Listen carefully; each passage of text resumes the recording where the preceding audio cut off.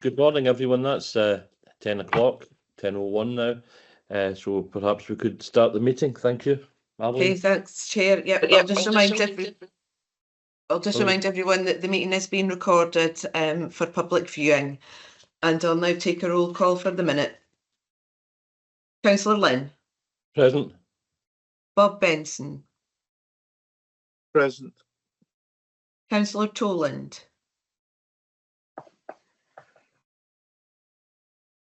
Councillor Toland. I'm assuming she'll be here shortly. Councillor McHugh. I'm here. Morning. David Cheap. Yeah, morning, present. Pauline Carrollton. Present. Morning. Glyn Lloyd. Present. Dave Berry. Present, Arlene. Christine Jones. Present. David Wilson.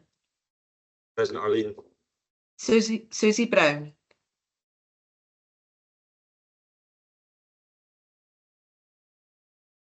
Sanjay Pillai. Present. Raymond Marshall.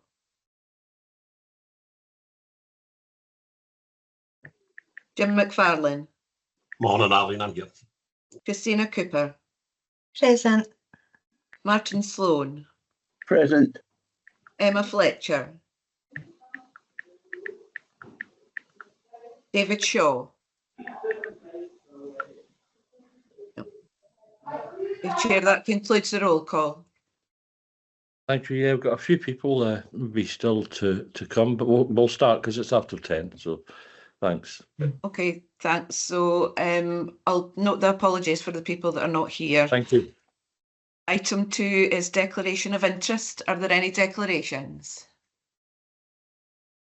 And Siobhan's here. So. Yeah. No declarations. So that takes us on to item 3A, which is the minute of the previous meeting held on the 11th of December, and 3B, which is the action tracker. So I'll just, as I normally do, go through the minutes page by page. Page 1, and obviously you can let me know if there's anything that you feel is factually incorrect in the minutes. Page 2 of the minutes. Page 3. Page 4. Page 5. Okay, thank you. I think that's now agreed. Onto the action tracker. Any questions or comments on this? Dorothy. Thanks, Ken. My eye was drawn to number 2 in the action tracker because the meeting date is noted as December 2023. So I just automatically zoomed in on that. This was related to a mapping event for children and young people services, and under the updated comments, I don't understand, and perhaps someone could clarify. It says the mapping event is part of the 25-26 delivery plan, and will be shared with the IJB in the development session focused on mental health and adult support and protection. So it seems that this was a mapping event about children and young people services, and we're ending up to get information shared from a development event on adult support and protection. I don't understand that. Can someone clarify? Catherine, please. Yeah, thanks. I think the action came from the update report around primary care and mental health, so it was part of that area of work, the mental health area of work, Councillor McHugh, which is why we've be able to report on it. So the events to take place as part of the 25-26 action plan, and we've got that mental health briefing session, so we'll be able to give our members an update about the children and young people's aspect in primary care at that point. I hope that makes a bit more sense. Yes, thank you, Catherine. Thank you, Catherine. Bob. Thanks very much, Chair. Chair, I would I think there's a matter arising I'd like to raise out of the minute, please, which we don't have on the agenda, but I think we should have. And I would like an update on the Chief Officer appointment arrangements, if I could, please. And I'll come to something else in the action tracker as well. But I'd like an update on from the minute on the Chief Officer arrangements. No, I'll give an update on that. I suppose all I know is I think originally we were looking at the process being concluded in terms of interviews in late April. The latest I heard is that there's a delay, and actually I think the best person to bring in is Roger Manning here, and I notice he has his hand up. So Roger, could you perhaps update us, please? Thanks very much, Councillor Lynn. Yes, I can confirm that work is proceeding regarding the appointment of the Chief Officer, and what I would suggest that I do is arrange for an email to be sent to all members of the IJB confirming the current and projected positions. Bob? If I may, it's been recognised by internal audit that this is a strategic risk to the organisation, these arrangements, and given that this is now likely to be beyond the 30th of April, which was originally planned, we've still no idea at this stage as to when this appointment will be made, and thereafter, even after an interview. So I just would like to record that I'm not very happy with this situation because of the strategic risk to our work. Thanks for that. Can that be recorded? I would add to that as well, Bob. I have to say I was disappointed, given that the end of April is still more than 2 months away, that there was a postponement or a delay, both in terms of the process to find a new Chief Officer. So yeah, if we could have that noted, and I'd also like to bring in David Cheap. Chair, I would listening to. I wasn't what I was going to comment, but I would say in the interim, I think Dave's doing a great job as an interim Chief Officer. In the interim, if it has to be, if it has to be extended, then it has to be extended. My point was just on the action tracker on the first item, which I know is in relation to service visit opportunities, and I just wanted to know. I know the first one came out for Kingsway Care Centre, and presuming there'll be other ones on top of that as well. I just wondered if that was now full and what others were planned. I'm hoping that I'm not getting mixed up, because I get a few of these emails about the Charitable Foundation, and sometimes I get the two now mixed up between, because they're both all Dundee. But Catherine, if you don't mind, maybe letting me know just where we are on that. Of course, David, no problem. So the visit this week, there is still one place left. So there's 3 members that have come forward to take part in the visit this week. So there's still an opportunity for one further person. Happy for people to get in touch with me outside the meeting. We're just finalising the arrangements for the offer of a visit in March, which we think will focus on social care functions. I know the board's had a lot of interest in that. Obviously, given that the volume of work that's done in that area of the service, and then we'll try and do a bit more forward planning for at least the ones before the summer period, and we'll have a break when it's council recess time as well, and then look at the ones for future sessions. But if any IJB members have particular areas of service that they've got an interest in, I'd be more than happy to hear that, because that'll help us to think about where we could schedule visits for you. So open to any ideas. Thanks, Catherine. That's super. Thank you. Yeah, just briefly, Chair, if I may. Yeah. I wasn't actually able to finish my final point on matters arising. And what I wanted to add into this, I'd like to see this recorded as well, Chair, further to the update on the appointment for the Chief Officer, is that we have a number of interim senior managers in the organisation who are backfilling from the original interim arrangement. That has implications for the work of the whole organisation. And I would like that to be recorded as well. And I'd also like to move to an action point as well, if I may, but just wanted to say that. Yeah, I think that Dave and Christine have done an absolutely fantastic job in stepping up to take the position as Chief Officer and Chief Finance Officer on an interim basis. But clearly, it's in the interest of the partnership that we have a full complement of senior management staff. So yeah, I do agree, but I want to make it obviously clear my gratitude to Dave and Christina, who have done so well. Bob, what was the other action point then that you would like? Thank you very much. It stems both from the minute of the last section we had on the inpatient learning disability transition, and we have that in as an action point as well, 7V1. There is a commitment for a development session to happen on the 27th of August, which is good. However, I think given the pace of change on the Strathclatton move date, the involvement of patient care involvement, etc., I think we need to have more regular updates on this issue as a matter, as a regular matter on our IJB agenda, Chair. Because this could be fast moving over the next year, and quite a lot of arrangements will be made. August is quite a long time for a development session, so I would like to see more scrutiny on this as we move forward throughout the summer as well. There are a lot of issues, and I'd like to see a bit more transparency here.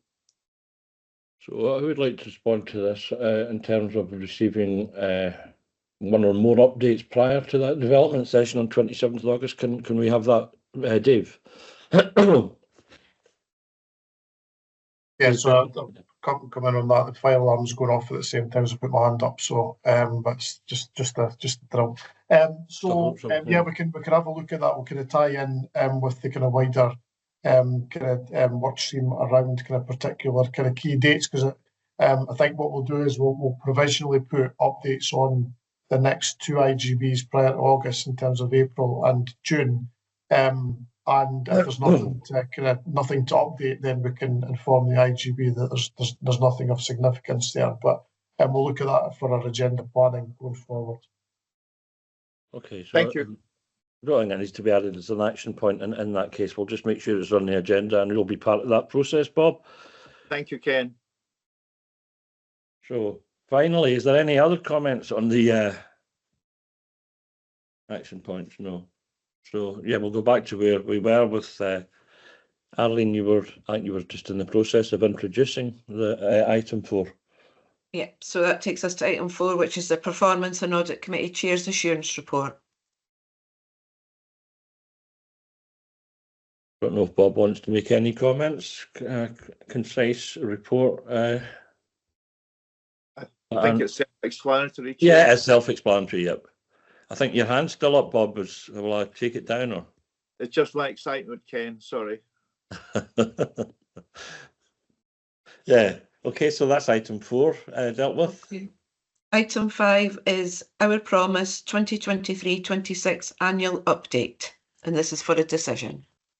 Great stuff. So Glyn Lloyd has come along to the meeting this morning. Thanks for that, Glyn. You're going to speak to this paper, aren't you? Yeah, thank you. Presentation. And there's a report in the pack, including with an appendix, that relates to allocation of whole family wellbeing funding. And also you'll see as part of the report, there's a brief explanation or reminder of why our promise is relevant to the Health and Social Care Partnership and Integration Joint Board. So we have a presentation that attempts to summarise that. I've got 13 slides, so hopefully I'll take around about 10 minutes to go through all those, and then if it's okay, open up for questions and discussion. So Catherine, if you could perhaps take that to the first page.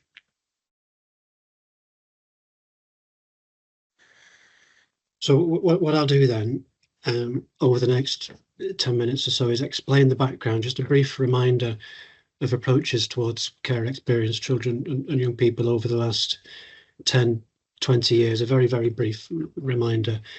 And then I'll go through the developments locally over the last 12 months in relation to each of the 5 foundations of the promise, outline what we think as some key achievements over the last 3 to 4 years, some ongoing stubborn challenges, priorities that relate to those challenges, and then, as I say, open things up for questions and discussion. And you'll see there that on the left-hand side that over the last 20 years or so, Nationally, not just in Scotland, but across the UK, in fact, we've adopted an approach towards care experienced children and people, which is more or less focused on new procedures, new guidance, new policies, and even in the Children and Persons Scotland Act 2014, new legislation. But despite that, the outcomes for care experienced children and people have been poor. There's been a huge disparity between their outcomes and that of the mainstream child and young person population.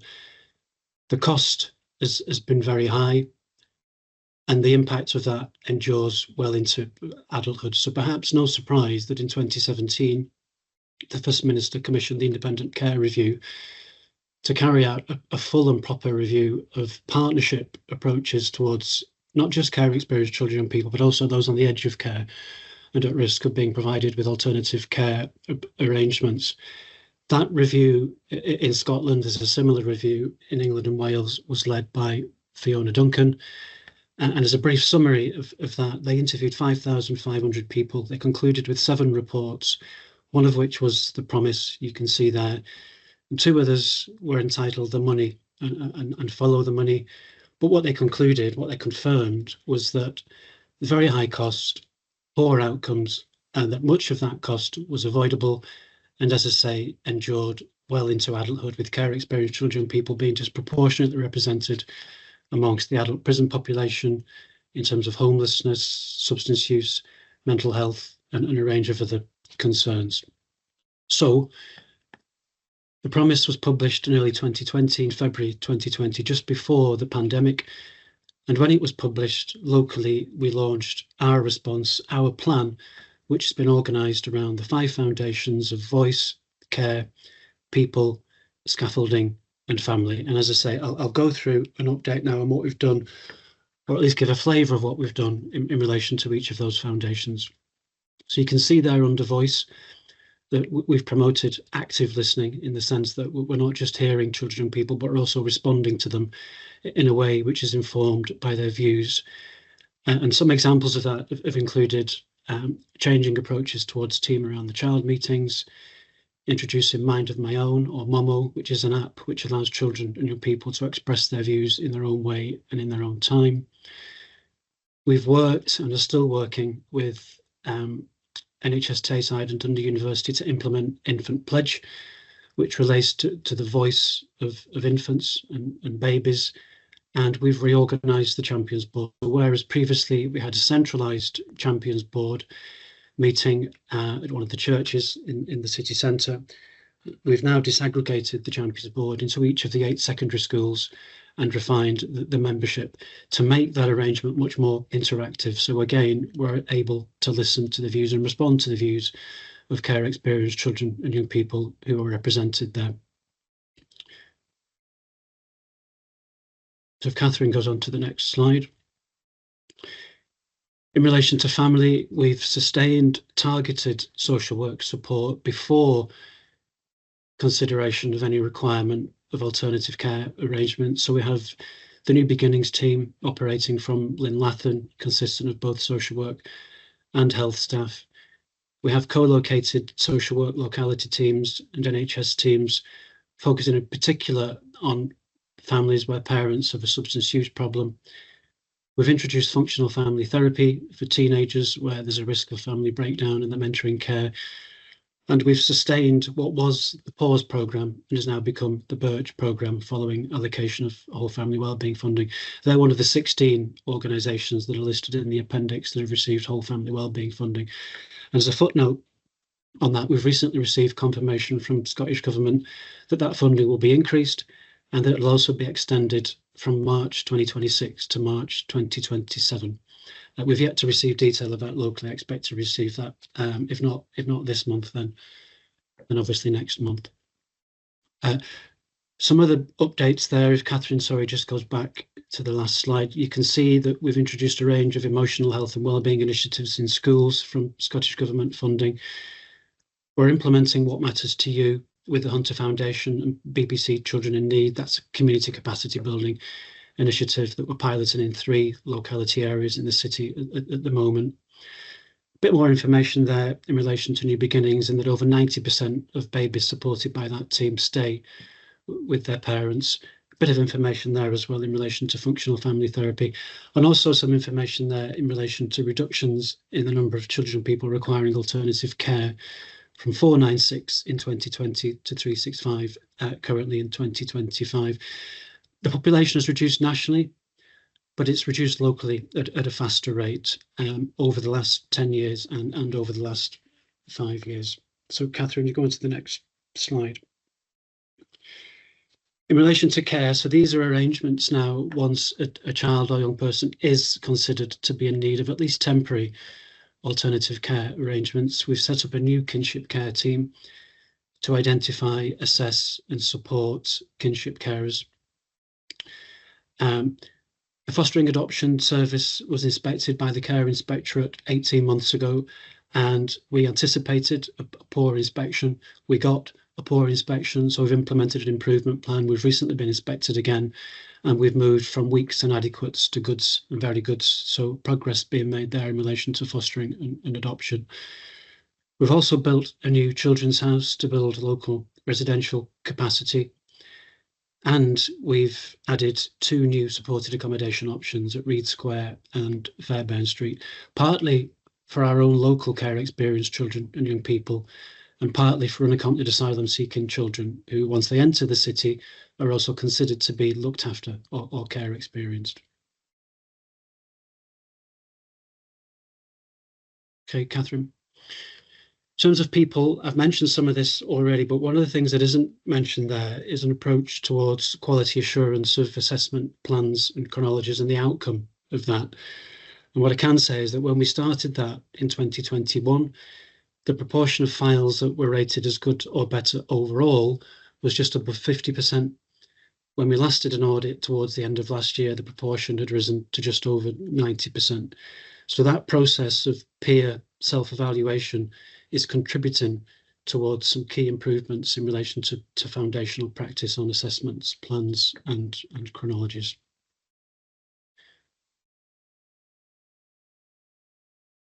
On scaffolding, very briefly, you'll be aware that Catherine's team has led a review of protecting people governance arrangements. We're now, for instance, of the Children at Risk Committee, which incorporates suicide. The Adult Risk Committee does the same, and equally they both also focus on domestic abuse. That's already starting to improve conversations about a joint approach, for instance, towards 16, 17-year-olds, transitions from childhood to adulthood, and domestic abuse, families impacted by domestic abuse. And we've also implemented, as you can see there, the full system, 5,500 referrals since that was introduced in 2020, designed to promote easier access to third sector services in particular.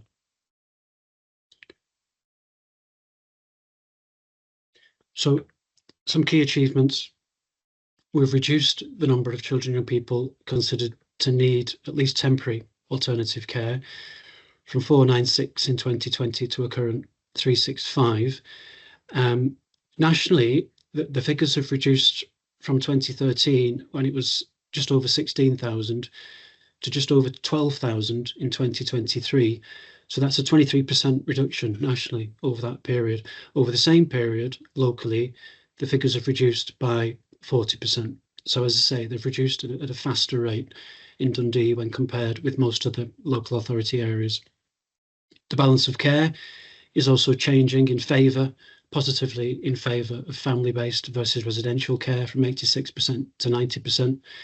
It's now above the national average of 89%, and the family group average in the LGBF framework is 87%. School attendance of children and people in foster care is higher than the mainstream population, not in relation to those in kinship care or looked after at home. I'll come to that in a moment. Educational attainment is increasing as well, and as you can see there, costs have reduced quite markedly. They peaked in 2016-17 at 36 million.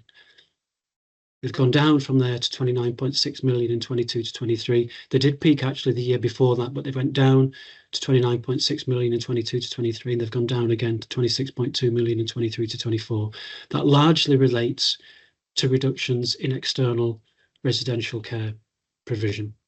But there are some ongoing challenges in relation to that, which I'll come to in a moment. You'll see there more visually the progress that's been made in relation to educational attainment and some comparisons with national trends and family group average trends. Dundee is the blue line, Scotland is the green line, and the family group average is the orange line over the last over that time frame, 2018-19 to 22 to 23. The next slide is less straightforward, but again, overall progress, and again, in comparison with the family group average and the Scotland average. But here are some key challenges, because although we've made some progress, we know we're still facing some really stubborn challenges in the city. The first one there relates to early years, and we have a disproportionate number of children aged 0 to 3 on the Child Protection Register and requiring alternative care. That's a concern because we know the importance of the first 1,000 days in terms of enduring problems longer term into childhood and even, in fact, into adulthood. So early years is the key priority. I mentioned children at home and in kinship care. They do experience poorer outcomes. So their attendance rates at school are lower, their attainment levels are lower, and the positive destinations into further or higher education and employment are also lower than the rest of the care experience population, let alone the mainstream population. We're experiencing since 2018 a persistent national and local decline in the number of approved foster carers. It's gone down by 16%. And currently in the city, local internal Dundee City Council foster carers care for 89 children and people. External foster carers from organisations such as Swiss, Care Visions, Barnardo's, coincidentally care for the same number as of today's date at 89. I've mentioned that our care experience population still, despite the progress, experience substantially worse outcomes than the mainstream population. And this is obviously a demand-led service. We need to respond to risks at home. We need to mitigate risks at home, whilst also knowing that alternative care arrangements, however temporary, can be hugely disruptive for a family and also very costly, not just in the immediate term, but also in the longer term. So all of that is informing our priorities going forward. You can see there a list of them. Prevention in terms of early years, and several of the whole family wellbeing funding initiatives focus on early years. Community engagement and capacity building. I've mentioned What Matters to You. And another whole family wellbeing fund initiative relates to volunteer strategy being developed by DVVA. We're also in the process of developing a 365 school, a community-facing school in the city to provide easier access to a broader range of services beyond the school curriculum. We want to focus more strongly on children and people at risk of care, those on the edge of care and being dealt with, supported within team around the child arrangements, including through a review of third sector commissioning arrangements. We do need to increase the capacity and number of children in kinship care and foster care through increased identification and recruitment. But we also need to provide support to stabilise those placements, because kinship care tend to experience a higher number of breakdowns and disruptions. We need to continue to support the workforce. We're all experiencing challenges in relation to recruitment, but also in relation to retention and development. And obviously, we need to work as a partnership, because some of those priorities relate not just to schools, children's social work, justice, but also obviously the third sector, which I've mentioned, and in fact, ourselves as a health and social care partnership, or IJB. So brief summary, what we're attempting to do is build capacity, confidence and competence across the care system, the informal care system, before a child is considered to be in need of alternative care, and the formal care system when they're subject to statutory interventions via children's social work. We are markedly improving outcomes, certainly in relation to a segment of the care experience population, and we are reducing costs, but they still lag the mainstream population, and the costs are still very high. The data-driven priorities relate, for instance, to early years. and the disproportionate representation of 0 to 3s on the Child Protection Register and in care. And that's why that's one of our key priorities going forward. It's family support, early years, parents, carers, babies, infants, toddlers. So that's taken just over 10 minutes, so apologies for that, but I'm conscious that there might be some comments, some questions, and I'll do my best to answer them, and perhaps others around the table could also contribute to answers, because I know several people have been involved in this. It's been a partnership effort. Yeah, no need to apologise, Glenn. I wasn't timing you. It was very interesting listening to your presentation. I'm also really heartened by the significant improvements that have been made for children in care. First hand I see is David Cheap. Thank you. Thanks, Glenn, on this. Yeah, it was a good, interesting reading and just seeing all the various actions. The one that I don't think you mentioned it, I'm sorry if I missed it, but under the scaffolding that you mentioned delivery of the Youth in Iceland model. I'm not at all familiar with that. I'm wondering what that is. So that's Planet Youth. What right, was okay. initially referred to as Youth in Ireland. It's the initiative being progressed within 2 or 3 locality areas now, and the schools within them, such as Baldragon up in Ardler, and it involves us essentially consulting with children, young people and families about what they see their immediate needs are and their priorities, and then responding to that. So for instance, in Ardler, some of the information we're gathering is that they need quicker access to community services, and it's not just children and people that need more access to those services, but also parents and carers. So it's not an initiative in the sense that it provides direct support, David, but it's an initiative which gathers information to inform the development of that support. And as I say, it operates in 3 localities at the moment, and we're aiming to expand that, including with support from the ADP. No, thanks for that. And just when you just mentioned Planet Youth, actually we've got a briefing in Angus Council tomorrow morning on that, so that's just coincidental, but that's great. Thanks very much for that. Dorothy, you're up next. Thanks, Ken. And thank you, Glenn. This is a really important report and update for us. I've got a number of questions which I will email to you out with the meeting, but the one thing I wanted to ask about was in 4.2 developments in your report. And 4.2.2 tells us that children, care experienced children or young people lag behind their peers in educational attainment. And I think we were all probably aware of that. But the last sentence of 4.2.2 says that this is especially evident in respect of care at home and kinship settings. Now, does that mean that children in residential care have better outcomes than children at home or in kinship care? And why is that? Why would that be if that is the case?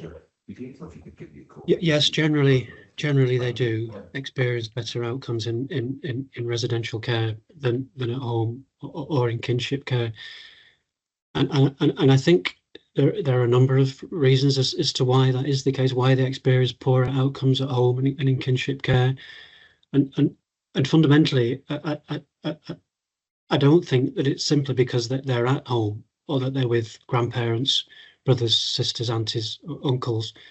I think that it's because long term, both nationally and locally, we haven't prioritised that enough in terms of providing the right kind of support in the right way at the right time. And by that, I mean practical support in terms of finances and welfare rights and such like, but also therapeutic support in terms of the impact of the move out of the birth family of a child to a kinship carer, and the impact of that then on the kinship carer themselves. So we're doing a number of things in that space, as it were. So for instance, we're working with TCA to provide enhanced therapeutic support to parents and carers. We're in the end, hopefully sustaining an initiative that we've been progressing with HS Tayside to provide psychological input to kinship carers as well, to help stabilise those placements, because unless they're stable at home, then they also experience problems at school. And if they experience problems at school and their attendance rates suffer, then inevitably they experience poor educational outcomes. So those are a number of things that we're doing, and we have a number of other things planned. The involvement, for instance, of Sport Scotland to increase access to leisure and recreation opportunities, and a number of other things. But I think overall, it's because we've not focused on that area of the system as strongly as we ought to have. Thanks for that. And I noted that, you know, you spoke about a focus on family support, and I'm glad to see that. Thanks, Glenn. Next up is Colleen. Hi, yeah, good morning. Morning. Yeah, good morning. Just to say initially, so in my capacity, I'm also Women and Children's Champion, and I would really love to become more involved with this aspect of things. So maybe pick that up with you another time to hopefully get more involved with the promise and everything that's going on here. Just to applaud the initial achievements that have been seen in the first 12 months and the priorities and actions that have been set in the 3-year plan at the moment. Just one little question. I wondered when this is going to be released. Will there be a version that's maybe more accessible with more appropriate language for children and young people at the core of this to be kind of fully informed of, we see what's happening, this is what we're doing about it, kind of thing? We certainly nationally we did that, Colleen, with the Pinky Promise. That was one of the 7 documents that was published in 2020, and locally when we first developed our 2020 to 23 plan, we did that as well. We produced a young person's version, children person's version, as well as consulting with them on the content. We did consult with them on this version of the plan, the new plan 23 to 26. We haven't yet produced a child or young person friendly version, but that's certainly something we could think carefully about going forwards. Fantastic, thank you.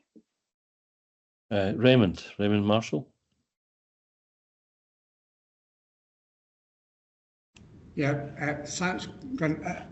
It's very interesting. I was wondering if you were aware, we have, because on one of your slides you made representation of health and wellbeing workers, and my understanding is that these are being removed from schools, and where they've been in place for quite a number of years, and I think there's been a very positive impact from these staff that have been delivering support for children at school. So are you aware of this, and if you are, what's the potential impact on this? Because my understanding is that because potentially this funding has been removed, it's now up to schools whether they retain these roles within schools. Thanks.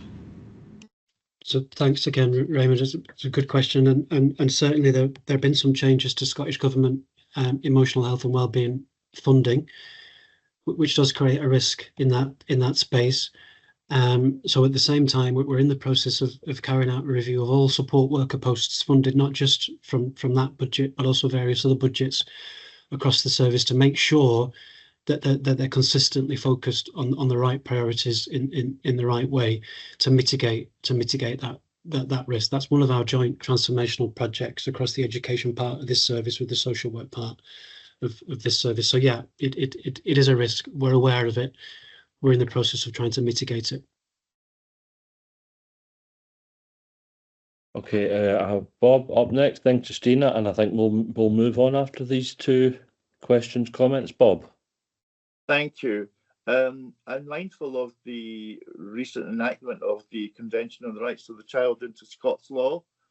And I also, when I was going through your report, looking for what was happening for disabled children in transition, and I don't see reference to that. As we know, there are likely to be a range of issues for children, whether it's to do with learning disabilities or other range of conditions, or indeed physical disabilities as well.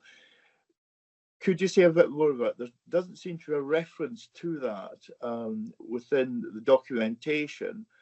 And do we have any sense of the scale of need in that area? And this is an important issue for us when we are dealing with these issues as young people move into adulthood, and particularly about the money following the individual. Thank you. Thanks, Gordon.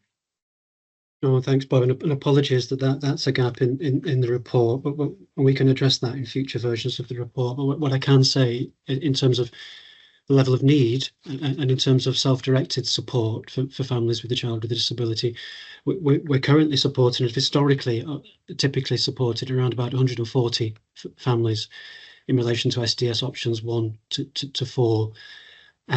We've recently revised the assessment framework to make sure that support is equitable and appropriate within and between different families. We're also working with the Health and Social Care Partnership at the moment on transition arrangements to make sure that that's as seamless as possible.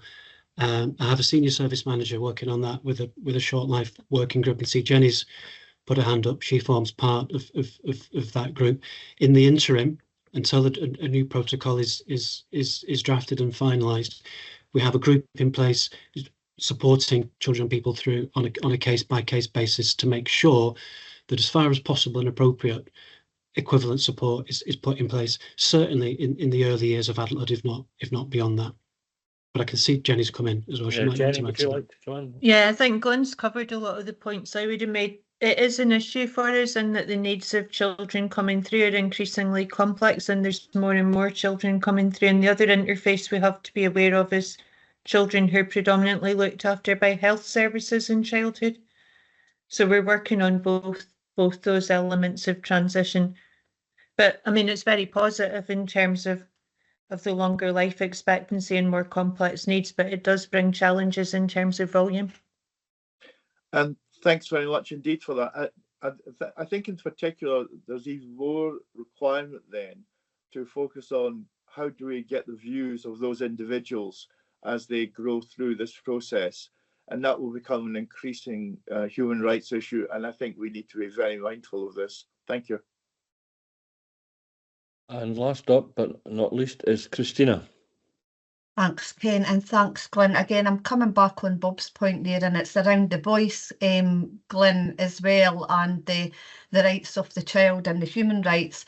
And I know there was a part of a review of advocacy services, specifically independent advocacy for children. Where are we with that to ensure that it is their voice, it's not the parents, it's not anybody else? Where are we with that in the city? Thanks, Christina. And yeah, as a good question, and as you say, relevant to voice. And again, we've not mentioned that in the report, but it is one of the whole family wellbeing funded projects that's listed in the appendix. We have DH&SCP leading collaborative to progress a new strategy, and we're due to receive an update on that next month at the next meeting of the whole family wellbeing steering group. In the interim, what they have done is sent out clear guidance on exactly what kind of advocacy services are available to who and when, to make it easier for not just professionals but also families to access those advocacy services when it's appropriate. Thanks very much, and thanks for your presentation, Glenn. Thanks for coming along. I think the level of questioning and comments shows how interested members of the board are in the work that's gone on in terms of the promise, so thanks. At the recommendation section, we're asked to note the continued progress which has been made in the implementation of our promise, and at 2.2 to remit the Chief Social Work Officer to provide a further update on our promise in 12 months, which I'm sure you'll be happy to do. Glenn, can we agree that? Yeah, great. Yeah, I see no dissent. Thank you. I didn't expect there would be, but yeah, thanks again, Lloyd. Glenn, not Lloyd. Okay, thanks. That takes us on to item 6, which is Dundee IJB Property Strategy Update, and this is for noting. Yeah, Jenny, I believe you're going to speak to this. I am. I got all the good news stories, Ken. Right, thank you very much. This is our update. This is our update to the property strategy. So it relates to the original strategy a few years ago and just provides an update. Obviously, the situation's become increasingly challenging in terms of access to capital, and we haven't been able to resolve the bigger issues around the GP leases and things like that. However, despite that, I would say there's good progress in terms of getting some more minor adaptations and renovations moved on. And I think It's becoming increasingly clear that we need to make best use of the whole public estate and work better with what we've got. So quite a significant bit of work that we've started in relation to working with SFT to start thinking about developing more integrated mental health substance use services in the city. So there's 2 workshops happening in February and March to move that forward. I am happy, however, to answer any questions in relation to any specific bits of the report. Yeah, I see Raymond's hand is up. Yeah, Raymond. Jenny, you've probably seen this coming. I know that this is specifically to do with NHS and the properties that we have.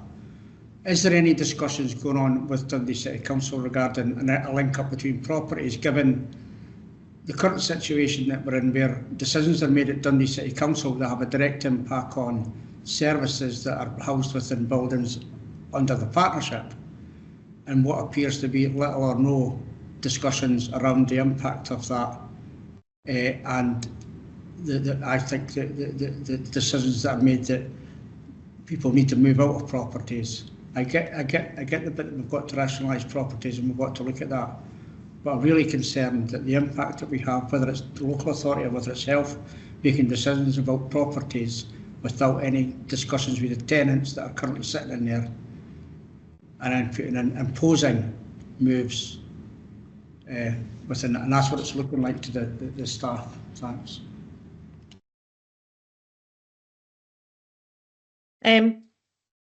I don't know if that's actually one for me to come back on, Raymond, as the person who's the tenant of it. I'll maybe defer that one to Roger.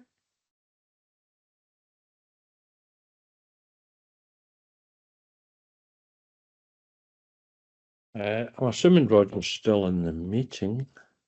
Roger, Manny, are you there? I am not trying. Roger's got his hand up now, Ken. Oh, has he? Roger, would you like to come in? Thanks very much indeed, Councillor Lynn. Unfortunately, I'm not in a position to answer that question at the moment, but I will speak to our property colleagues, and again, I'll explain the situation in a separate email to all members of the IJB. Thank you. Dorothy. This is a related question. You spoke about an integrated provision, Jenny, and I see at 4.8, it talks about promoting the use of a single public sector estate. I'm not sure what that means or what that would look like. So I think often in the past when we've looked at housing people, and this is obviously particularly pertinent when you work in an integrated service, we've looked at health buildings for health staff, police ones for police staff, council ones for council staff, and actually we need to start thinking about how the total of the public sector works better together and gets the best use out of the whole estate. A couple of principles behind that is nobody should really gain advantage from that and nobody should be detrimented by it. So the work we're doing with SFT involves close collaboration with the council. So when we're looking at these mental health hubs, we're not necessarily just looking at what's in the health estate.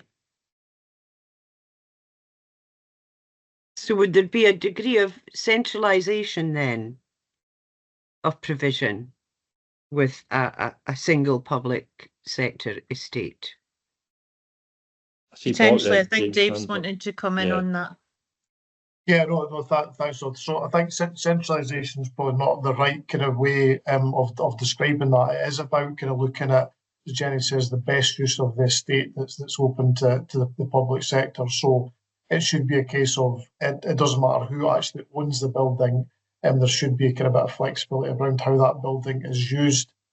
Given our position, as Jenny says, as an integrated service, we're probably at the kind of forefront of a lot of that, because we have got integrated teams that work from existing kind of buildings that are either council staff in NHS buildings and vice versa. And what we are kind of looking to do is being a bit of a catalyst for some of that change within the Health and Social Care Partnership, because we have got that vested interest in making sure that we've got the right services in the right place and kind of use the buildings effectively. So obviously in terms of property, property is not a delegated matter for the IJB or for the Health and Social Care Partnership. So it's about how we influence decisions of both the council and the NHS to decide on that. But both organisations, of course, are looking to kind of get the best use of the assets they've got and kind of try and rationalise the estate as best as possible. So, so it's more around looking at those opportunities. Okay. Bob Benson. Thanks very much indeed, Chair. I noticed that the Stage 1 Business Continuity Plan has already been submitted to Scottish Government by 31st of January. So presumably there will be further plans submitted. I think this report would have been much strengthened if there had been some indication of the implications and the impact for users and staff, service users and staff in this report.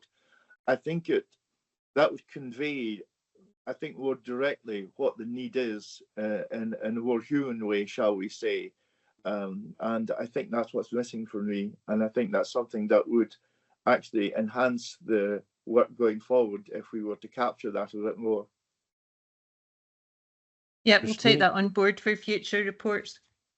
Christina Cooper. Thanks, Ken, and thanks, Jenny. Again, it's on the back of Bob's point, and it's something I was going to bring up. Where will it link to, you know, that lower level intervention of digital so that the community can access the services that they need, Jenny? And we've had some discussions on that, and maybe we forgot to add that in here, but there is work ongoing looking at how that will connect and align so people can access these services and be supported to access them from their home or their local community or their hubs. So there's probably 3 enablers that sit underneath the overall strategy, and as you've said, a key one of them's digital. So I suppose we need to cross-reference it better, but I think actually probably what we're needing to do is bring an update in relation to the work on the digital part of it to kind of fill in that gap, because you're absolutely right, they're very interlinked. Thank you. Just before we conclude this item, I think at 4.4 there is mention of what's described as an ambition for a new GP practice in the city centre. Now that ambition is really welcome, given the GP surgery closures that we've had across the city, and including in the West End, which is of course in close proximity to the city centre, and there's a large number of students living there. I'm just wondering, any idea of potential timescale for this? It's a wee bit vague on that. Which, and I'm not saying it's vague, and that's by omission. I think we probably don't know when or if, yeah. No, it would be complete guesswork on my part, because part of that will depend on our ability to access capital. So I would say not next week or the one after, but it's certainly a priority for everybody though. So I think that it's well reflected in the council city plan and things like that. So, and it's a priority in terms of the whole system planning work that the NHS are putting forward. So it has a priority, but that doesn't make the access to actual capital funding any easier. Sure. Thanks for that, Jenny. I see no other hands, and this item is for noting. So can we move on, please? Thanks, Chair. The next item is item 7, future provision of practical support services, and this is for a decision. And we have Jenny Gibson here to speak to this, I believe. Morning, it's Fiona Gibson, yes. Why did I write Jenny? I'm so sorry. That's sorry, okay. Fiona. No, not at all. I won't say very much about this paper, other than just highlighting that it is a service that became non-operational at the start of the pandemic. It had already been naturally declining due to commercial developments and other providers being able to provide the same service at a cheaper cost to citizens. It was classed as non-essential during the pandemic, which is why it became non-essential and staff were redeployed into other services. But we recognise the current situation is really unsettling for the 16 staff that remain redeployed. So really seeking kind of formal approval today to cease operating the service. Yeah, I know it seems like we've been talking about this for a number of years actually, and noting the decline of the service in terms of usage, and also the availability of a similar service elsewhere for less. I like the point you made about the 16 remaining staff, and it's really important that we work with them to make sure that they have a fulfilling job to go to once if this is agreed that the service ceases. Can I bring in Dorothy, please? Thank you. I'd like to be assured on the quality of the service that can be provided by, commissioned from outside. And also, I have a question relating to the existing staff. I'm wondering if one of our trade union representatives on the board would like to say something about that. I'd be interested to know what the position is with regard to the existing staff and what plans are in place to support them to be redeployed, or, is there a plan in place? Is any activity taking place? So two things, assurance around the quality of the service that will be provided by outside agencies, and what's going to happen to the existing staff, and are we actively involved in managing that and supporting them? Okay, Are you thank able you. to answer these, Fiona? Yes, so with regards to the first one, what we have seen is there hasn't been any demand coming through the partnership for those services. They are being provided by private companies out there. So, for example, with shopping, we've all seen the growth of click and collect and shopping deliveries to people's doors. So we're not actually seeing a demand that's coming through for those, which I know doesn't quite answer the question about quality, but I think within that we're seeing people aren't coming looking for us. Dave, I see your hands going up there. Do you want to come in on that point before I go into staff? Yes, well, thanks, Fiona.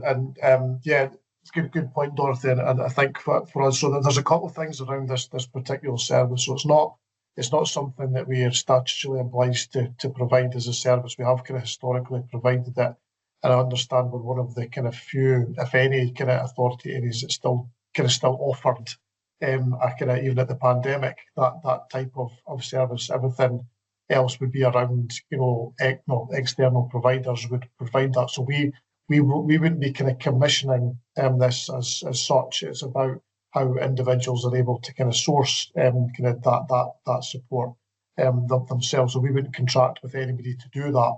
It's more around, people will be signposted to kind of other organisations that do provide it. So in terms of the sort of quality side, I mean, there is an aspect that it's not a kind of registered service, so there's not the kind of the sort of care inspector overview and things like that as well. So I'm not entirely clear what if any sort of regulation there is around that particular type of service provision externally, but for in terms of some of the other services that we would provide, so if there's still an element of social care provided, then the housework element might be incidental to that, so there might still be an element of that provided. But so there's not really anything that in terms of a quality check for those other services that we'd be in a position to monitor in that regard. Jim, I wonder if you'd, or maybe I'll bring in Angela first, and then maybe get some comments from Jim McFarlane from a trade union perspective. Angela? Thank you, Chair. Yeah, it was just to give a bit of more information on the quality aspect. As Dave says, it's not something that we actually regulate and monitor. However, we are very much aware that part of the reason people have moved away from our services is because we can't do a lot of the tasks that the private sector can. And a typical example of that is we can't change somebody's curtains for washing because our staff are not allowed to do the ladder training and be climbing at height, whereas the private sector do those type of things, and pretty much people are voting with their feet, which for me, it not necessarily says that the quality is better than ours, but I think it's definitely much more flexible. Jim?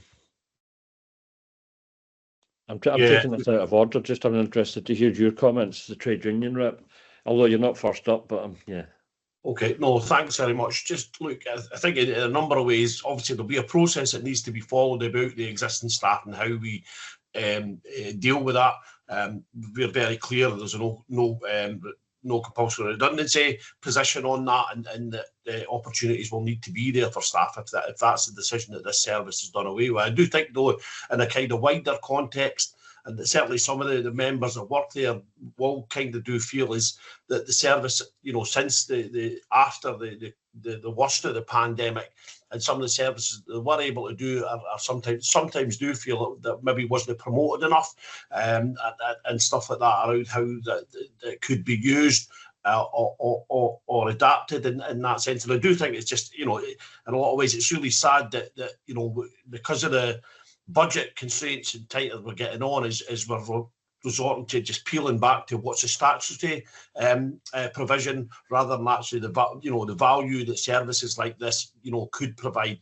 And some of the other discussions we have around, you know, some of the other value that they add in the sense of social contact with people, some of the feedback that these members could provide around how people are on their day-to-day living if they go in and do a task and stuff like that you know, could then be an indicator that kind of you know, much more statutory input is needed and stuff like that. And that's certainly, again, where you know, I'd have a concern. I'm not saying these other organisations wouldn't highlight concerns if they came across them and stuff like that, but I do think, again, it's just you know, it's moving it across different organisations. But again, certainly from our point of view as trade unions and the local authority, that you know, we're opposed to losing any service, because we think, you know, stuff like that should be in democratic public control in that sense. So understand where the both the IJB and you know, probably the council, but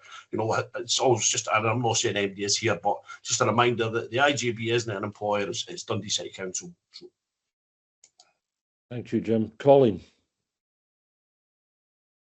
Hi, yeah, I would echo, I had similar concerns to Jim as well about the social contact aspect, you know, people knowing the carers or social practical support services that are coming in, and little things being picked up by people that are familiar to them. Also the just concerns that people that have maybe had these services ongoing for several years, I know in the pandemic it was not available, but people have a trust in something that's being provided by their local council rather than something that's private or third sector. And I think more assurance of stability, because private companies can go bust all the time. They don't know if they're going to be left with nothing. I think just there's a big concern there about the trust element that they maybe have. But my question was, so it says these people are going to be proactively signposted to an alternative service. How is that going to be done? First of all, you know, just to ensure, I'm sure it will be done in a robust way, but are we going to ensure that there's something in place for these people from another service before we withdraw the council services from them? Angela, would you like to respond to that? Yeah, sorry, I'm probably talking over some of what Fiona's about to cover, but sorry. Please be assured that we're not just suddenly taking somebody that is currently receiving it off of that service. It would be a natural attrition way of working for both staff and the service users. But in terms of the signposting, it's exactly the same as the signpost now. So when somebody comes into our services, whether it's through first contact, the mainstream teams, the community nurses, OTs, third sector, they can signpost directly. We do have a social isolation worker that is going to be embedded within the new front door model. Apologies, because I can't remember where we're at in terms of the recruitment and having them that in post. But they would be a direct link for this type of work as well. We also are looking to develop the partnerships website so that there's much clearer information and signposting on where people can get support, because again, we can't recommend a provider, but we can give a list and an example of the type of things that they do. So we do have significant processes already in place, but we want to make that more robust in terms of the information sharing. Christina. Thank you, and thanks, Fiona, for a thorough assessment as well, and I do consider what everybody else is saying. I think in relation to the mitigating actions and the quality impact assessment, it does talk about third and independent sector, and obviously I'm here to represent the wider third sector, and going on our agenda further down, and I don't want to impact on that agenda, there is going to be cuts across the third and independent sector. So should that not be considered, that these services will still be available to signpost before that decision's made? Thank you. Raymond? Yeah, my question was around a similar impact assessment and what has been the consideration, because this isn't just about providing these services, it's the social interaction, it's the checking on the individuals, it's making sure that they're there. Whereas, like that, I don't think if you just take that snappy shopper, they'll just drop your messages off. If you're not there, then that doesn't matter to them, because at the end of the day, that's the message. Whereas these staff probably provide a better service than that, which is around, like I say, social interaction and checking up on these individuals. So I just wondered whether that was considered as well. Thanks. So those still receiving the service will continue to receive it. I'm right in that, aren't I? It's a process of attrition, I think, was the term that was used. And there's no interest in the service coming from out with. So I'm kind of struggling a wee bit to see who's going to be at a detriment here in terms of, the people that are currently using the service. I think we've had assurances that no one's going to be left in the lurch, and they're going to be signposted to other services. I have to say, I think this service has been in decline for a number of years, and I don't have any concerns about the recommendations that we're asked to approve today, I have to say. Having noted what's said, and I think the fact that we're all concerned for our fellow citizens is laudable, but in this case, I'm going to move the recommendations from 2.1 to 2.5, the key of which in the recommendations are to approve the proposal to cease operating the traditional practical support services, and finally at 2.5 to remit to the Chief Officer to issue direction to Dundee City Council to cease providing the practical support service. Is that agreed? Yep, agreed. Thank you. So that takes us on to item 8, which is the review of older people day opportunities, and this is also for a decision. Now, I hope I've got the names right here. Chris Hebbington? Yeah, that's correct. Thanks very Excellent. much. Yeah, morning. So this paper is an update on the review of day opportunities in Dundee, but also a recommendation seeking approval to cease commissioning day services for Alzheimer's Scotland. So review of day services has been ongoing for a wee while now, post-pandemic. Currently, the partnership commissions 2 day services, Alzheimer's Scotland and Midland Day Centre. The Alzheimer's Scotland one, the financial implication of that is 151,000 a year. So there has been a noticeable reduction in demand for day services over the past 2 years. Alzheimer's, who the paper is predominantly about, their numbers have continued to decrease over the last 18 months, and occupancy has been around 50% for the past 18 to 24 months. Their peak in the last 12 months was 54% occupancy levels. That's a similar picture to what we're seeing at Dundee Age Concern, which is a service that we don't currently commission. Looking into that, these 2 services, I would say, support people at the start of their dementia journey, much lower needs compared to the other 2 services we have in Dundee. At present, Alzheimer's is supporting 16 people, and those people, their needs could be met in any of the other day services if required. In comparison, we're local authority, we're in-house service, Oaklands and Midland, who we also commission services from. Their occupancy levels have been 85 to 90% over that time period, and they do support more advanced people with dementia.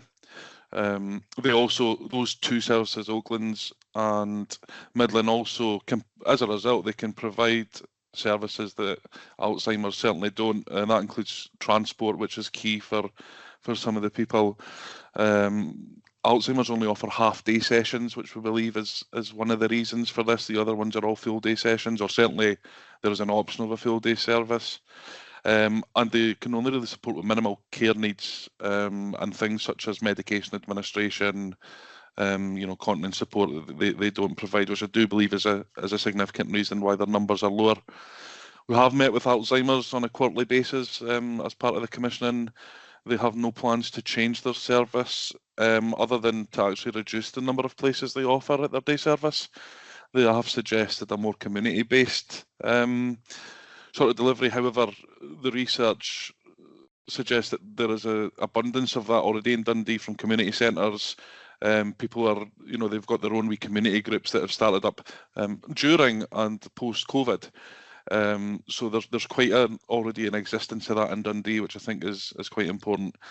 Alzheimer's are also suggesting an outreach service, which Midland Day Service already provides, and that is also something that's been considered as part of our in-house review. So yeah, that is the update. We're confident that the people that attend Alzheimer's can be facilitated in the other day services. There is clear capacity in the system, which demand is not meeting. The demand can be met. There's not enough demand for compared to the volume of vacancies. Thank you. Yeah, I think that's really what reassures me about this proposal, is the fact that there is sufficient capacity elsewhere to meet the needs of those who are attending Wednesday to Friday for a half day. And geographically, although Dundee's a small city, but even in terms of Dundee being a small city, the other facilities aren't particularly distant from, I think it's Morgan Street in my ward actually, where Age Concern operate their service. So yeah, reassured by the efficiency of capacity elsewhere. Dorothy. Thanks, Ken, and thank you, Chris. And you're right. There's a huge number of community groups across the city, that are delivering this kind of service for people in their local areas. The only concern I have is I notice on the impact assessment that it says this is equality, fairness and human rights impact. It says it will be possible to find alternatives for the current 16 people who attend the service. Now, is anybody facilitating that? Yeah, so I mean, I've spoken to Alzheimer's Scotland very recently, because of course at this stage, this is regarding us commissioning. Alzheimer's may decide to continue the day service anyway, so they've not given a decision on that. What I am reassured of is that, I've been to the centre, I've seen the service users. Certainly there is capacity in the system. We would absolutely work with Alzheimer's if they decide to close, of course. Like I say, that's not been decided. It'd be entirely up to themselves. We'll absolutely work with them. It's very similar to what we've had to do at other services, and similar to what Angie was talking about a minute ago. We're not just going to abandon them. We will absolutely work with them and signpost them to the most appropriate day service, because I think a lot of them could go to Dundee Age Concern who are struggling. It's a similar level of needs, and anyone who's slightly more complex or advanced in their journey, we've still got that ability, and we're two other services. So we will absolutely work with them, but as I say, they haven't indicated what their plans will be. They are aware of the recommendation. I made sure they were aware of that, because they obviously need to be transparent with them. So after today, we will be arranging a follow-up meeting depending on the outcome. Thank you. I see no further hands, so I'll move to the recommendations from 2.1 to 2.3 to note the updated position, to approve the proposal to cease commissioning day services from Alzheimer's Scotland, and to remit to the Chief Officer to issue direction to Dundee City Council to cease commissioning of day services from Alzheimer's Scotland. Can we agree that, please? Dave. Yeah, so I can just, assuming that item's now agreed, just to kind of point out that big thanks to Chris for making it on the call today. Chris was had a late night, shall we say, last night, kind of supporting the resettlement of a number of frail residents from a care home in a neighbouring area due to an incident. So Chris, a number of people within the partnership kind of were key to kind of support Angus Health and Social Care Partnership in making sure the kind of safe resettlement of people. So big thanks to Chris for that. Yeah, well done, Chris. Thanks for that. Yep, Dorothy's applauding me too. Now, I think at this stage we'll maybe have a 5-minute break. It's 11:15. We've been seated for an hour and 15 minutes. So I'll see you again. I'm always exact with this. 11:21. That's maybe 6 minutes, but bye. It is now 11:21 if everyone is available to recommence.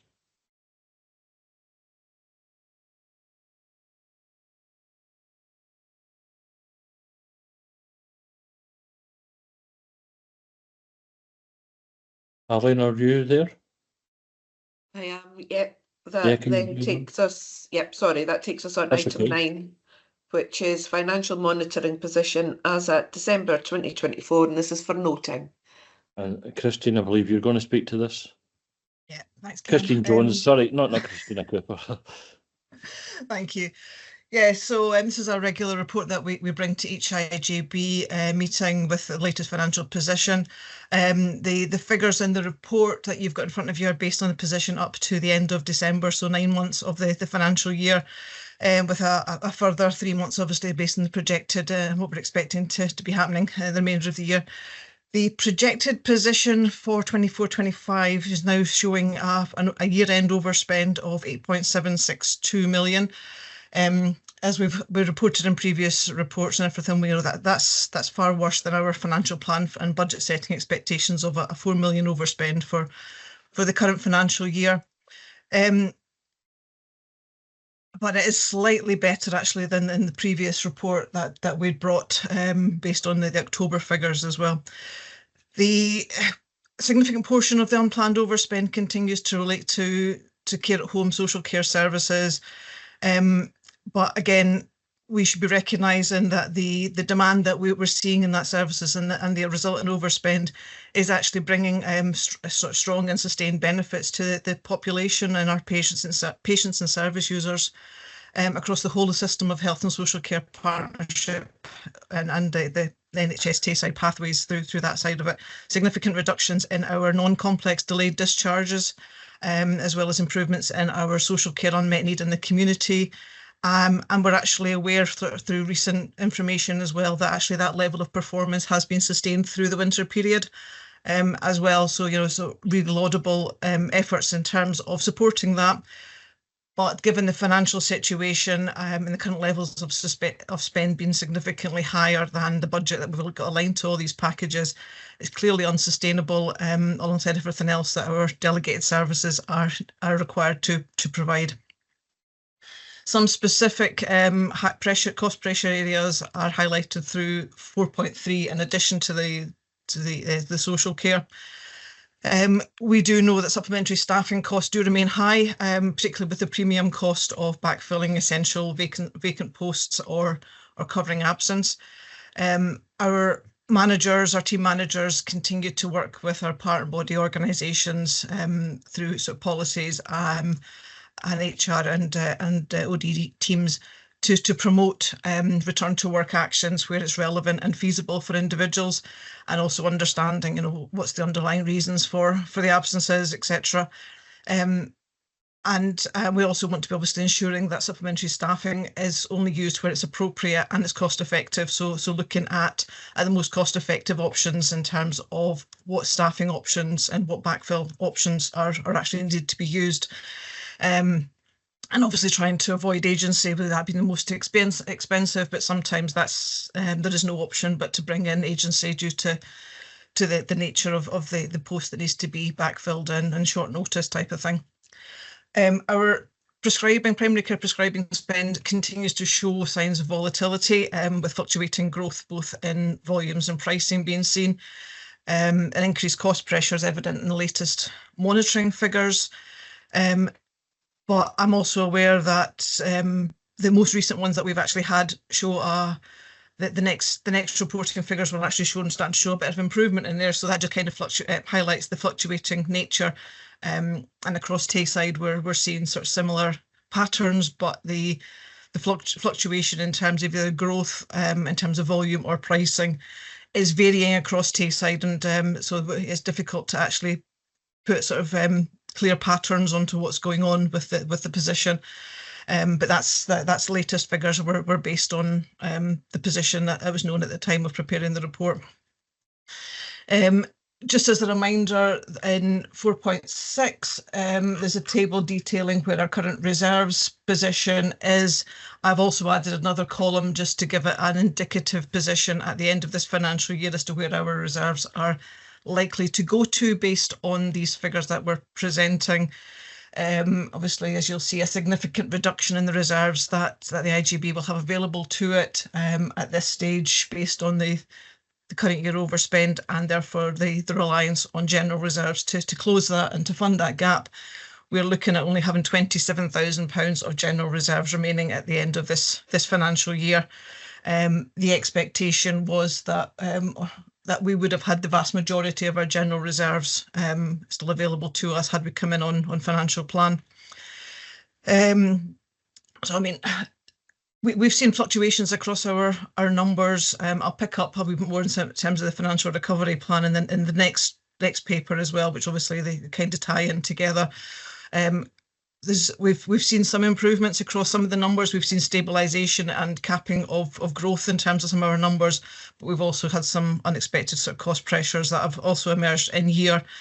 You know, we continue to work with our managers to review the current year pressures and manage and report the best sort of position that we're aware of in terms of the financial projections for the current year, and working with managers to minimise that overspend as much as possible. But I'll come on to more of that in terms of the next paper as well.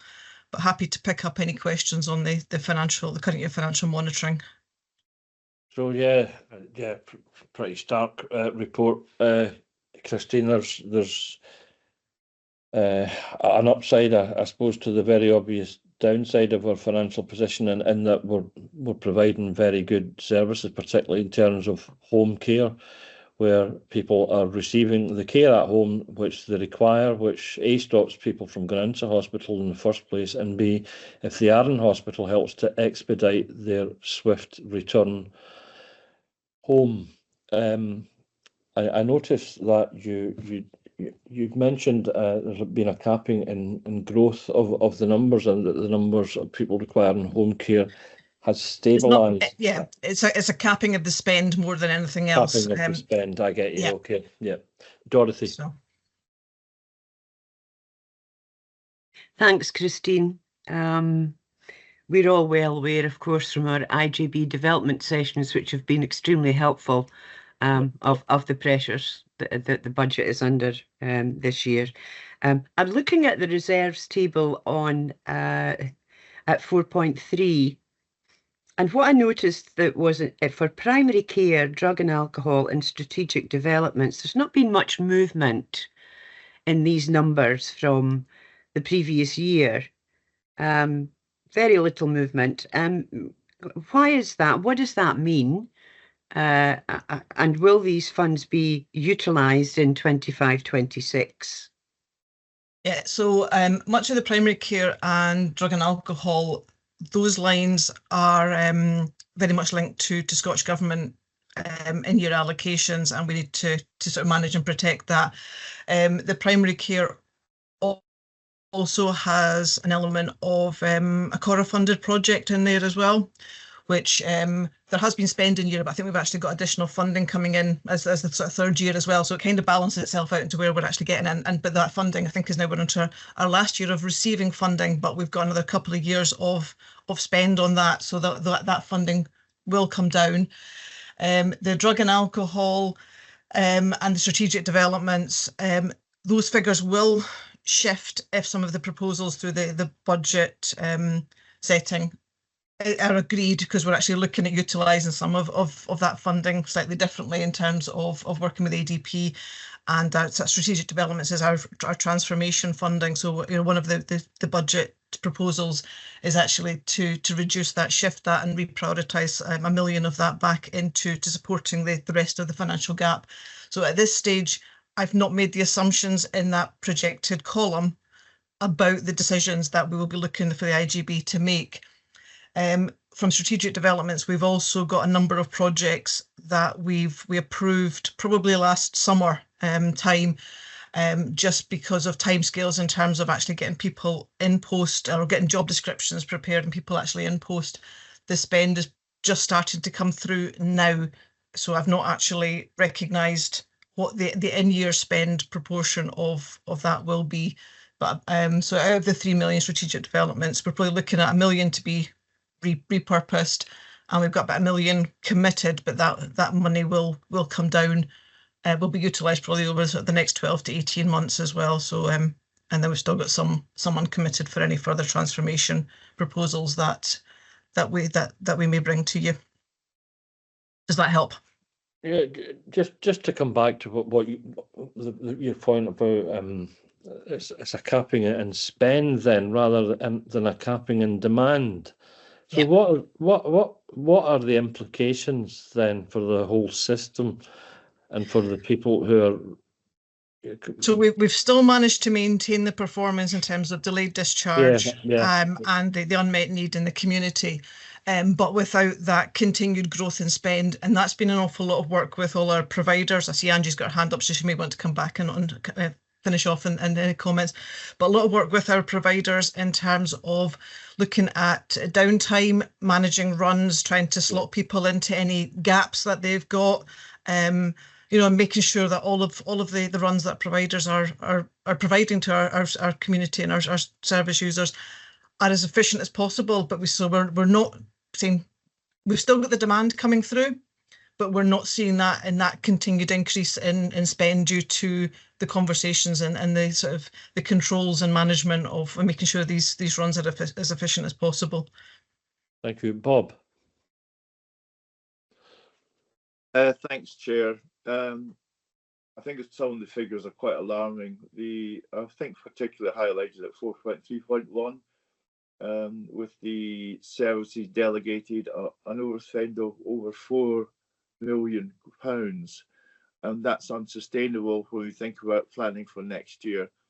And there is one key area, and there are key areas there all the way from older people services, learning difficulties, especially palliative care, GP prescribing, just a long list of things that feel very intractable to me. And so that raises lots of budgetary alarm bells for me, Chair. But I also want to highlight, in addition to that, the 4.4.2 area around inpatient mental health services. Again, it's an issue that I highlighted earlier on about inpatient services and where we're heading in that area. So what is going to happen with this? It seems very opaque to me, this particular section. And I notice in that one, there isn't actually any figure put on it. And that alarms me even more. So I think we need some conclusion round about what the future funding is. Is this funding model viable moving forward, is all that I'm saying. Yeah. I'll bring in Dave. Oh, sorry, Christina. Yeah, I know Dave's hand went up as well there, yeah. Yeah, thanks, Ken. So yeah, just in terms of kind of Bob's kind of last comment there around the whole inpatient mental health kind of side of things, the discussions are ongoing on that, and obviously we've got the kind of overarching transformation programme, of which the learning disabilities and Strathmartin resettlement is part of that. So so that, although it's down as being inpatient mental health, is actually inpatient mental health and learning disabilities. So no, there is some kind of moves around that whole sort of kind of cost base, if you like, if you're looking at it from a financial perspective, around the changes that will take place over the coming period around that. Obviously, for the current financial year, that's not going to have any financial implications, and therefore the kind of the financial risk share arrangements that we're currently kind of in discussion with our partner bodies around will still be required from that. We do have funding set aside to kind of cover the sort of the expected kind of cost that we might have to kind of bear around that, because we've had a similar pattern in the last kind of 2 to 3 financial years. So we're aware of what that might be. So kind of in terms of what we're showing, we're kind of being pragmatic around. There's money kind of setting aside, and we don't know what the pressure is yet, but we kind of got a pretty sure what it's going to be. So we've kind of almost like neutralised that in terms of the reporting. And once we do know what that figure will be, that will be reflected within our financial position, and obviously in terms of overall governance within the annual accounts at the end of the year. Yeah, thank you for that. I just note, Ken, this is just a position up to the end of December, so I'm still worrying a lot about what's going to happen over the last quarter. So I have quite a lot of worries about even just within this financial year. So I just thought I'd say that. Thanks. Angela, would you like to come in, please? Thank you. Some of this is kind of jumping back a little bit. So in terms of the social care demand, the thing to add into what Christine has already said is that we're still not entirely clear what the impacts of COVID has been on demand. So the modelling that we do every 5 years has been quite clear that the unmet need would increase, or rather social care demand would increase by 250 to 300 hours every single month, right up until 2036. But at the start of the pandemic, we saw a really steep increase in that demand. And there's a potential that we are now plateauing out and it will get back to a much more normal trajectory. Now, at this stage, we don't know whether that's going to stay plateaued, start to reduce a little before it increases again, or if it'll just start to increase fairly quickly. But we are looking to get the modelling rerun to see if we can get a better understanding for projecting what demand is likely to be. In terms of the specialist palliative care services, there is transformation funding that was released, and we're just about to appoint a project manager for 18 months to really focus on our pathways, where the gaps are, and what we need to do to improve services.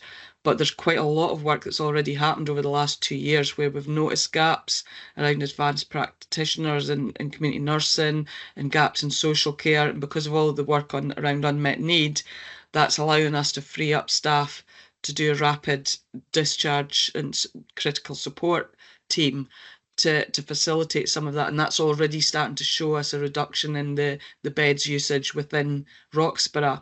So although some of this is a long-term project, we're already starting to see the fruits of some of the work that's already ongoing. So it's just to try and give a bit of reassurance to the group that we are. There is a lot of work already underway, but there's still a long way to go to make sure that we are getting this back on properly on budget and making the best use of our resources. Thank you, Angela. That's interesting and very encouraging to hear. Christina. Thanks, and I think Angela's partly answered my question, but it's probably to Dave and Christine as well. It's about, it's an ever-evolving picture, and we are where we are at the moment, but is there some learning, for us in the future, or something we can be doing differently in relation to, that strategic commissioning, across the partnership, but also monitoring fairly across all of these services in real time? I know some of that modelling's happening, but is there something we can learn and do a bit different? Any comment on that? Yeah, no, happy to come in on that. No, thanks, Christine. I think the point's kind of is really helpful there, because I think we'll always kind of need to kind of do that kind of reflection in terms of where we are now. Obviously, we've got the kind of the budget paper later on, and there's kind of lessons learned to be learned from that. As well. I think in terms of picking back up on kind of Angie's point around the sort of demand modelling, and we've got our strategic needs assessment, and we've worked along that to kind of help inform our strategic kind of plan itself. I think the challenge we've had is that whole thing about kind of COVID and the impact of COVID, and not kind of across the country kind of fully understanding the implications of that, for instance. So there's something about kind of that kind of next step around our sort of financial and service planning around kind of getting as accurate a picture as we can around the impact of COVID and that kind of the poor population health aspect. But I think in terms of kind of looking at our even our financial sort of budget preparation kind of process for next year, I think there's some learning from this year around maybe perhaps starting a lot earlier in the year around that. So almost like we finish the 25-26 budget prep, and then we move on and work kind of with partners around the 26-27. Yeah, thanks for that, Dave. So I see no further hands up. Can we move on to the next finance paper, please? Yep. Thank you. Okay, so obviously, given our current level of overspending this year, we are officially in financial recovery. So there's a separate paper to acknowledge the financial recovery position and the actions that I've been working on across the partnership. So obviously this follows on from the previous report and probably covers a number of the things that we've sort of already spoken about and discussed from that one.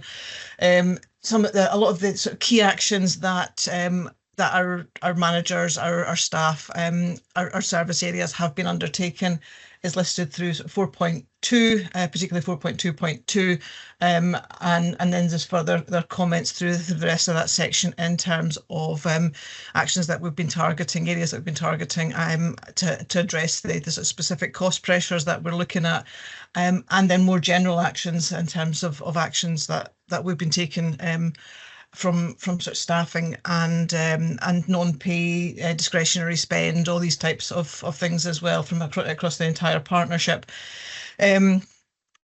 So we know this is where our current year position, but actually this is the future sustainability of it as well. So many of these actions are not just current year actions, they are starting to embed the way forward to financial sustainability, and many of these actions are actually then being carried on and the principles with it into this 25-26 budget planning part of it.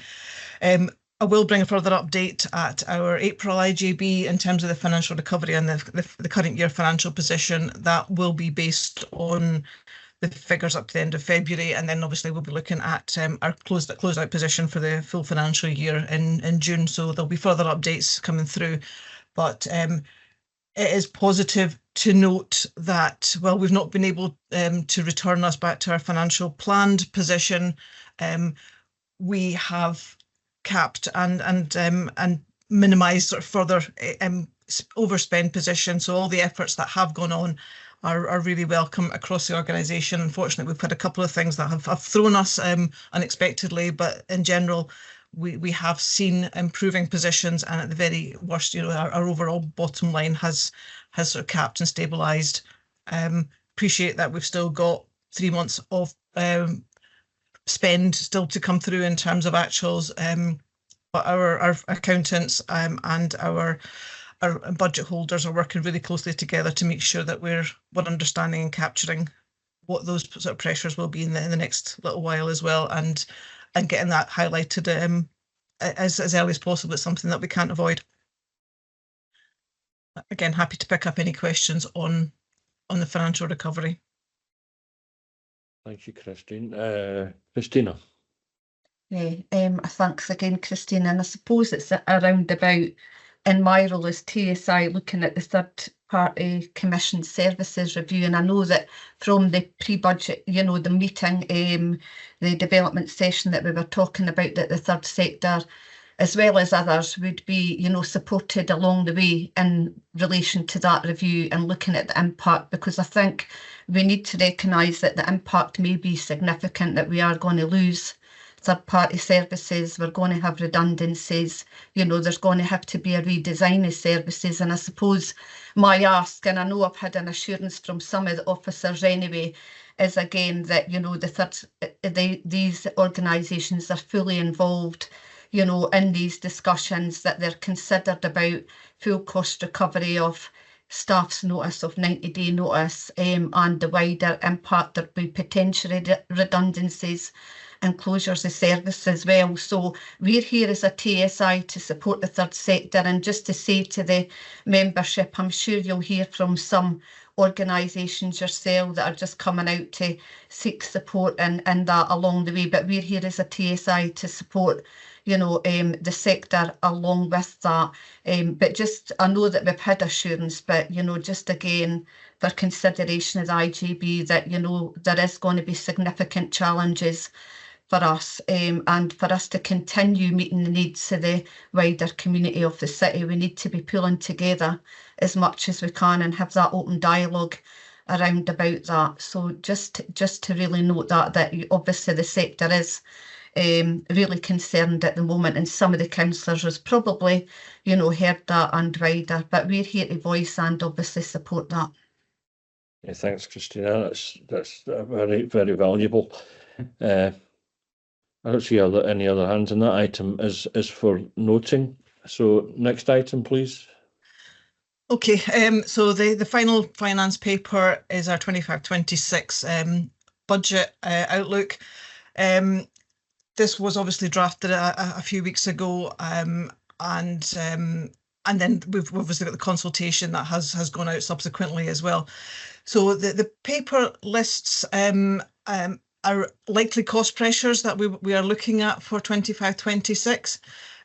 These cost pressures in total, if we were to be expected to fund everything, and in terms of the current level of activity that we're looking at, plus all the additional cost pressures with pay, etc., would add up to £28.1 million of additional spend, partially offset by additional funding from Scottish Government and the funding that's been passed through from NHS Tayside and Dundee City Council of £8.4 million, leaving us with a funding gap of £19.7 million that we would be looking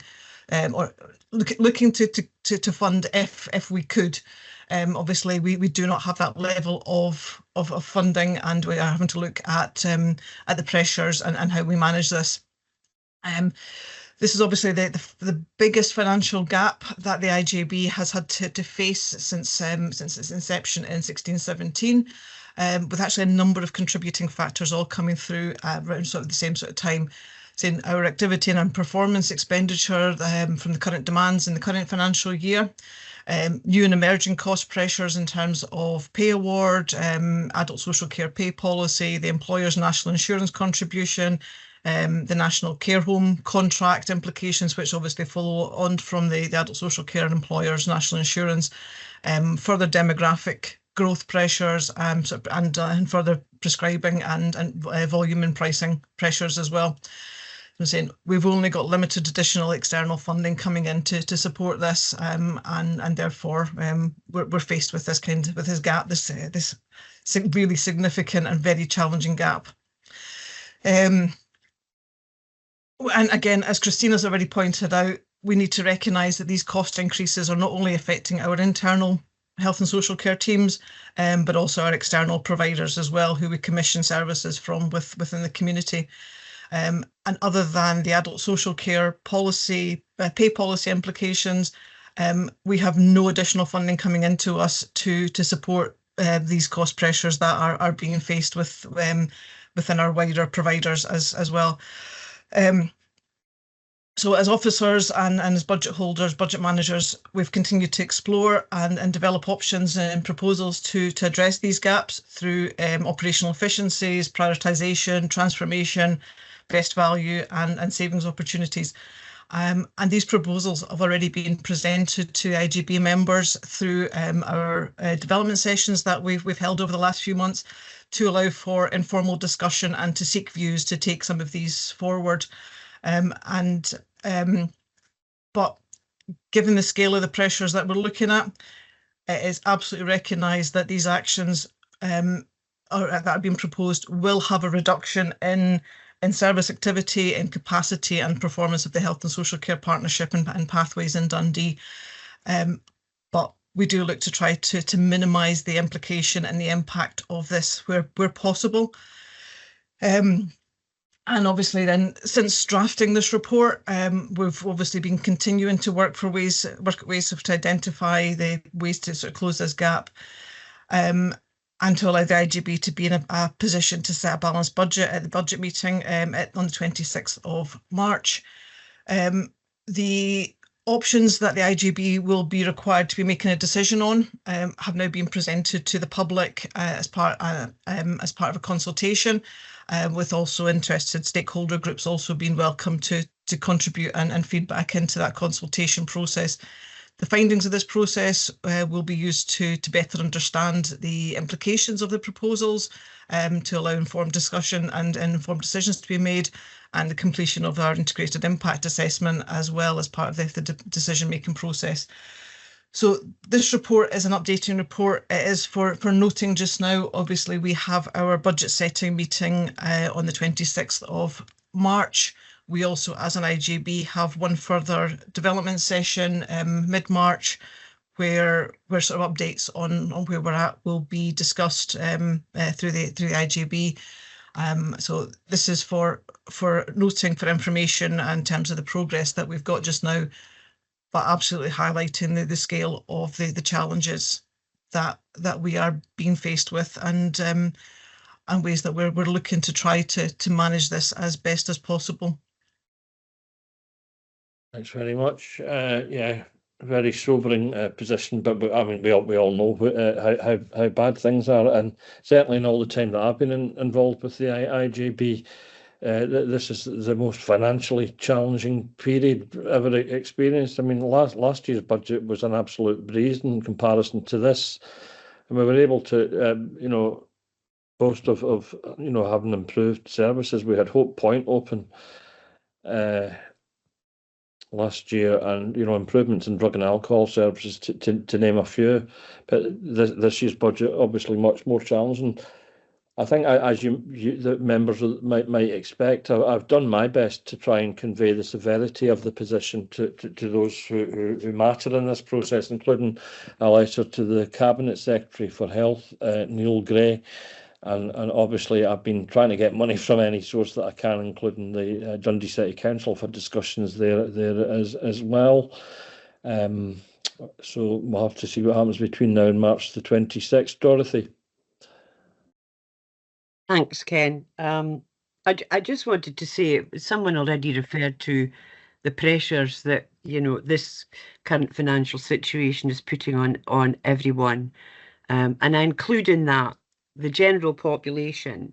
Everybody that sits around this table, all the people that are working so hard, Christine and your team, and I wanted to pay tribute to the work that you and your team have been doing over months to involve IJB members, in this discussion and to try and reach a balanced budget. And we're really grateful for that, and the pressure must be heavy on you, just as it is on us. No one wants to be here. As Ken said, last year, was a breeze compared to this. So hard times ahead, but a significant amount of good work being done by your team, and I'm grateful to you for that. Thank you. Yep, absolutely. And the other hand that was up is Jim McFarlane. Yeah, look, thanks for the update. And again, it's gloomy, but I wasn't expecting anything different. Unfortunately, I would have loved to have been different. I'm sure the rest of us would be as well. It's just around, obviously, the announcement this morning again, another rise in inflation, and a question around, how. I mean, you might not have the answer at the moment, but obviously that'll have to be factored in. I would have thought on some of the kind of ongoing costs, and it certainly would. From my point of view, in the trade union side around our pay stuff and things like that, that's definitely going to impact on what happens on that as well. And it looks like the projection throughout the year is for that to continue. So basically, have we taken that into account so far, or does that add more to the cost pressures that we're going to have? So we're still obviously refining numbers as more and more up-to-date information becomes available to us, and the final set of numbers will be presented both at the next IJB development session and then the next meeting as well, in terms of where our cost pressure position is. But we will also be we generally, or we will follow the underlying budget assumptions that Dundee City Council and NHS Tayside and which will also be put in place. So at this stage, from a pay implication point of view, it's a 3% budget planning implication, plus the employer's national insurance side of things. So if further updates in terms of other assumptions need to be revised, then we'll filter that one through our next set of numbers. I'm hoping that our costs are not going to go any higher because the gap's already high enough and challenging enough to manage. But yeah, we do need to be recognising up-to-date information and any changes in assumptions. Thank you. So as has already been stated, we've got a further session mid-March prior to the actual budget meeting itself. So by that time, we'll pretty much know exactly where we are, won't we, in terms of next year's budget proposals. So I would say one to look forward to, but not really. So yeah, that's for noting. I think we're almost at the end now. Arlene? Yeah, we're on item 12 now, which is the meeting attendances, which is submitted for information. Item 13, which is the IJB development sessions that have been arranged for IJB members for the rest of the year. And item 14, which is the date of the next meeting, which is the 26th of March. Yeah, really pleased about the wide range of development sessions that have been arranged for the year ahead, and you know, not months apart, you know, lots of them. Martin Sloan. Yes, Chair, thanks. Just a quick question about the meeting on the 26th. Are we still arranging for that to be in person, or is it going to be online? That's certainly the hope. I wonder who would like to comment on this one. Dave.